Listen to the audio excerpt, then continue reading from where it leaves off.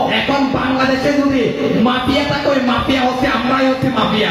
আমাদের থেকে বড় মাফিয়া বাংলাদেশে নাই। কেউ যদি বলে যে আমাদেরকে অনেকেই এখনো বলে শিক্ষার্থীদের কাজ শেষ করেছে, আমরা কি করবো, ক্যাম্পাসে ফিরে যাব, আমরা পড়ার টেবিলে ফিরে যাব।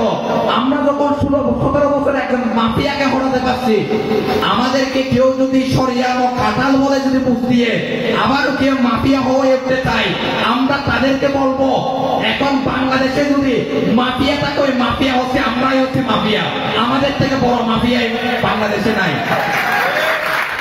তাই আপনারা আপনাদের মতো কে কি বলতেছে, কে কি করতেছে, কে কি সমালোচনা করবে। যেমন মামুন একটা কথা বললো, আমার বিরুদ্ধে অনেকে অভিযোগ করে, কেউ যদি প্রমাণ দেখাতে পারে আমি নিজেই এই শাস্তি মাথা ব্যথা নিয়ে আপনাদের উপর শাস্তি দায়ভার ছেড়ে দিব।